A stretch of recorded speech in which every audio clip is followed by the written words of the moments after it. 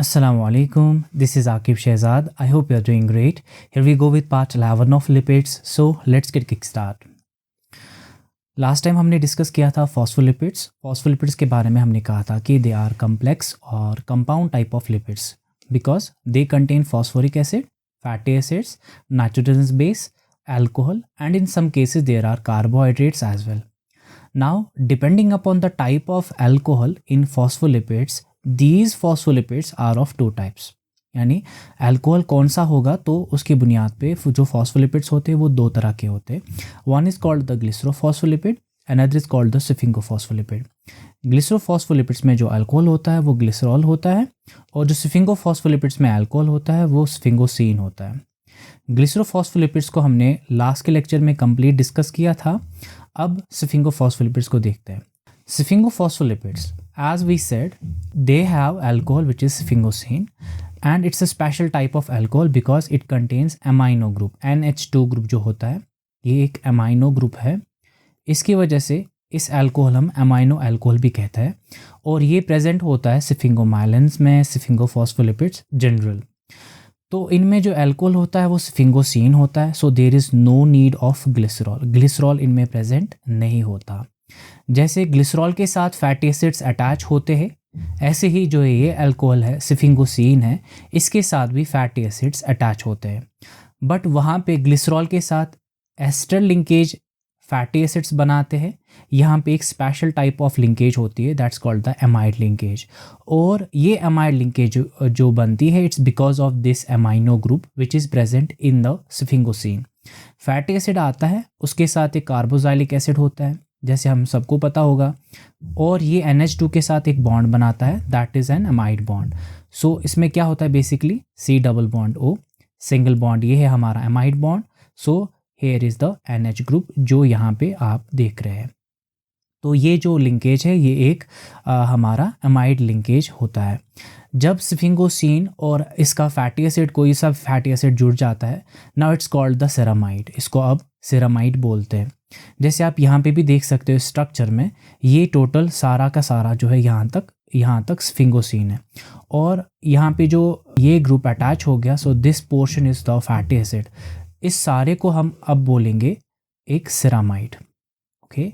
और जो हमारा स्फिंगोसीन होता है इसके साथ फॉस्फोराइल कोलिन भी अटैच हो सकता है. यानी ये जो कार्बन 1 है ये 2 है ये 3 है. जो कार्बन 1 है यहाँ पे एक फॉस्फेट ऐड हुआ है और उस फॉस्फेट को कोलिन भी ऐड हुआ है which is a nitrogenous base. Now it resembles with the structure of a sphingomyelin. इस स्ट्रक्चर को अब हम क्या कहते हैं? Sphingomyelin. This is a very important component of the myelin sheath. जो माइलिन शीथ आपने पढ़ा होगा या देखा होगा या सुना होगा जो नर्वस टिश्यू में होता है, ब्रेन में होता है, नर्वस टिश्यू में होता है तो वहाँ पे हाई क्वांटिटी में ये पाया जाता है because it acts as a insulator.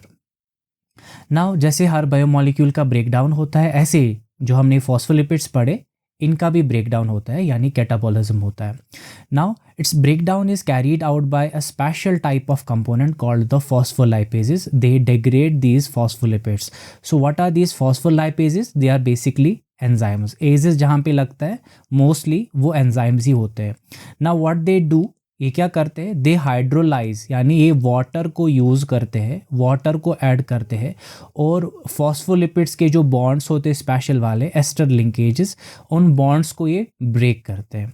So there are 4 distinct variants of these phospholipases. ये जो फॉस्फोलाइपेजेस एंजाइम्स होते हैं इनके 4 डिफरेंट वेरिएंट्स होते हैं A1, A2, C and D and they specifically act at particular sites. हर एक जो है एक स्पेसिफिक बॉन्ड पे एक्ट करता है. जैसे फॉस्फोलाइपेज A कार्बन 1 है, ग्लिसरॉल का 2 है, 3 है तो फॉस्फोलाइपेज A जो है कार्बन 1 के पास, A2 जो है यहाँ पे करता है, C जो है यहाँ पे करता है और D जो है यहाँ पे एक्ट करता है. Now the action of phospholipase A1, as we earlier saw in the previous slide that this A1 acts at the C1 position. वहाँ पे जो कार्बन 1 पोजीशन है वहाँ पे जो फैटी एसिड अटैच होगा उसको ये जो है रिमूव करता है और जो हमारा रिजल्ट आता है दैट्स कॉल्ड द लाइजोफॉस्फोलिपिड. उसमें क्या होता है? उसमें सिर्फ एक फैटी एसिड होगा और एक फैटी एसिड जो है वो रिमूव हो गया है। अब ये जो लाइजोफॉस्फोलिपिड है इस पे एक और फॉस्फोलाइपेस एक्ट करता है, दैट्स कॉल्ड द लाइजोफॉस्फोलाइपेस। ये लाइजोफॉस्फोलाइपेस इस लाइजोफॉस्फोलिपिड पे एक्ट करता है और इस लाइजोफॉस्फोलाइपेस के और भी नाम होते हैं, जैसे फॉस्फोलाइपेस बी भी इसको कहते हैं या फॉस्फोलाइपेस A2 भी कहते हैं, क्योंकि अब जो कार्बन नंबर 2 है उस पोजीशन पे अब सिर्फ ये वाला जो है फैटी एसिड रह गया, तो ये सेकंड एसाइल ग्रुप को फिर रिमूव करता है at the C2 position. Now the action of phospholipase A2, it hydrolyses the fatty acid at C2 position. जैसे हमने अभी देखा फॉस्फोलाइपेस A2 को हम फॉस्फोलाइपेस B भी कहते हैं और या lysophospholipase, because it cleaves the bond at C2 position जो है वहाँ पे ये जो कार्बन नंबर 2 है this is carbon 1 of glycerol, तो सेकेंड पोजीशन पे जो फैटी एसिड होता है उसको ये रिमूव करता है। और जो हमारा स्नेक और बी वेनम होता है इसमें हाई कॉन्सेंट्रेशन में फॉस्फोलाइपेस A2 पाया गया and this enzyme is found in many tissues and pancreatic juice, उसमें भी पाया गया है फॉस्फोलाइपेस A2।